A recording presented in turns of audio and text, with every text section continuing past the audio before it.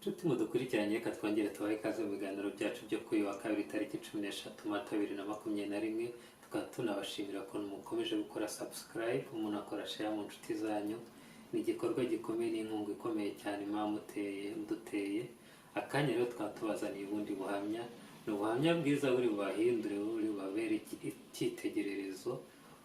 Ni ubuhamya bw'umumama bita Charlotte. Yagize ikibazo satani amuteza ibisazi, amara igihe afite icyo kibazo, amara imyaka myinshi afite icyo kibazo, ariko aza gusenga Imana imuhindurira amateka. Ubu ni umumama ufite abana babiri n'umutware we, babayeho neza, barashima Imana, bakorera Imana.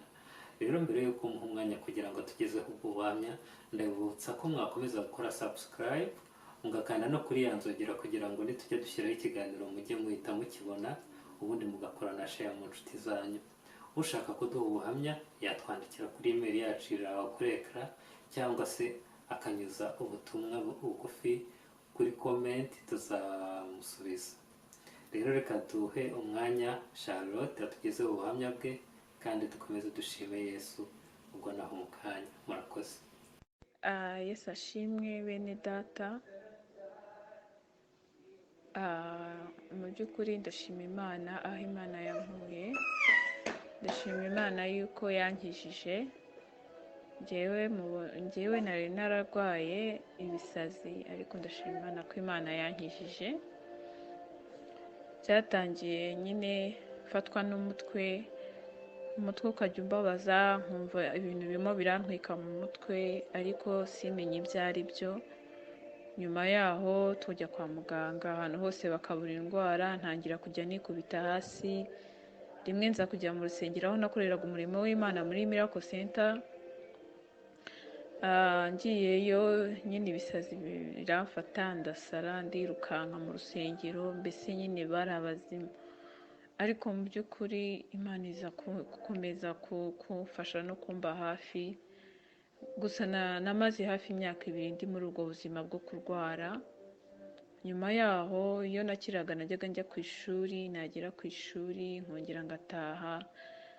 Ariko nanone muri ibyo bintu by'ibisazi byose narwaraga, rimwe naje kujya ku ishuri, ngezeyo umwarimu arankubita, nari nakoze ikosa, nicaye muri pipitre, ngiye kubona mbona umuntu araje angiye iruhande ntamuzi, yari yambaye igikanzu kimeze nk'icy'abasilamu, arambwira ati ngwino twigendere.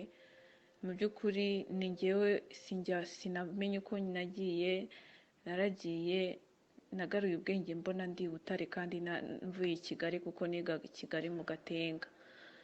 Nari mfite igiceri cy'ijana mu mufuka wanjye, nta mafaranga nari mfite, ku buryo wavuga ngo narateze. Icyo nzi cyo nuko icyo kintu nakibonaga imbere yanjye. Turagenda tugera i Butare, ntazi uko bigenze.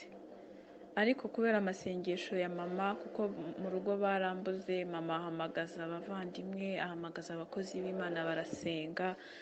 Mu masaha ya saa 12 z'umugoroba nibwo nagaruye ubwenge, mbona ndi i Butare, ndi muri bisi, kandi yari igiye gukomeza ijya Gikongoro na Cyangugu. Ariko numva ikintu kinkozeho kirambwira ngo urimo kwerekeza hehe? Mpita ngarura ubwenge.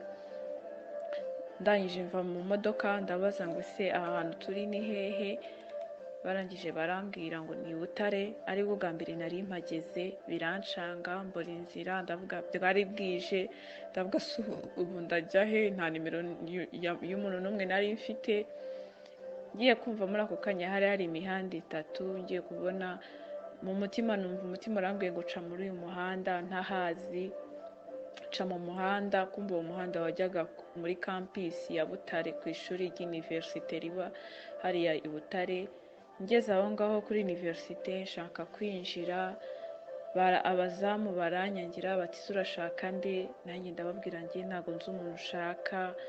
Nyuma yaho hadaciye iminota ingahe mpagaze aho ngaho, ngiye kubona mbona umuntu unzi, ajyaga anyita umukobwa we nyine, aramfata arampobera, abona ko ntari muzima, aramfata arambwira ati Charlotte kuri hano? Ndamubwira ati nyine nuko nanjye nisanze hano.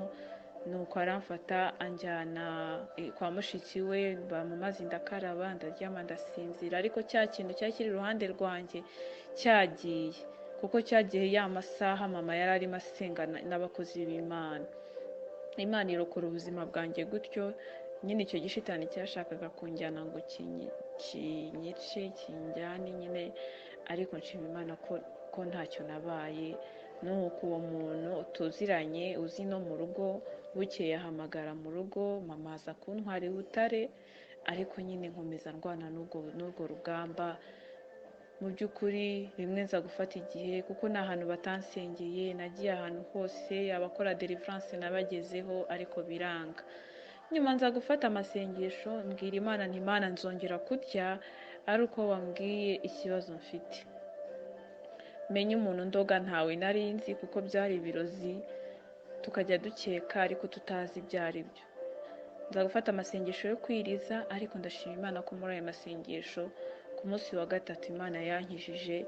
Imana iza kugaragaza ko ari umusore nari narabenze wandoze. Nuko nyine naramubenze, nyine twarakundanaga ariko menye ko ari umusilamu, ndamwanga, aza kundogesha rero. Ariko muri ayo masengesho y'iminsi 3 ni ukuri habaye imbaraga z'Imana. Naraye ahantu mu masengesho baransengera, bankorera deliverance ijoro ryose kuva saa 3 z'ijoro kugera saa 11. Nibwo icyo kintu cyamvuyeho, ngiye kumva numva mbaye nk'igipapuro, numva nyine ndakize, numva mbaye amahoro muri njyewe. Icyo gihe barandeka ndaryama, naryamye amasaha arenga 8 nticura, barandetse kuko urumva deliverance yari yabaye. Mu by'ukuri ndashima Imana ko yankijije, ikankiza uwo mutwe, ikankiza ibisazi, ikankiza ibibi byose, ndabishimira Imana. Ubwo nibwo buhamya bwanjye mbuvuze mu ncamake, ariko nuko naje gukira, Imana irankiza. Kuva icyo gihe n'ubundi muzima, kandi haciyeho imyaka irenga 10. Imana irahari kandi irakiza. Ni ukuri njye nari umusazi, nari narabaye nk'umusazi neza, ariko ndashima Imana ko yabikoze. Nyuma yaho Imana iza no kunkorera ibitangaza, impa umugabo w'umupasiteri, ubundi umudamu, ndubatse, mfite abana 2, umukobwa n'umuhungu n'umugabo. Imana inkorera ubukwe, ubu ndamahoro, ndashima Imana. Murakoze.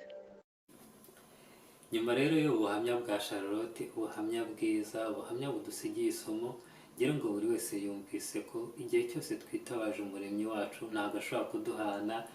Igihe cyose ukomanze ku rugi rw'Imana ntabwo izaguheza na rimwe, kubera ko muri Matayo yarabyivugiye. Matayo igice cya 7:7 haravuga ngo musabe muzahabwa, mushake muzabona, mukomange ku rugi muzakingurirwa. Igihe cyose ukomanze ku rugi rw'Imana ntabwo ishobora kwanga kugukingurira. Niyo ikinga, iyo ikinze nta muntu ushobora gukingura, kandi n'iyo ikinguye nta muntu ushobora gukinga ngo aheze amahirwe yawe. Rero tuboneyeho n'umwanya wo gukomeza kubashimira ukuntu muba mwakomeje kudukurikirana. Uwiteka abahe umugisha, muze kugira umunsi mwiza. Murakoze.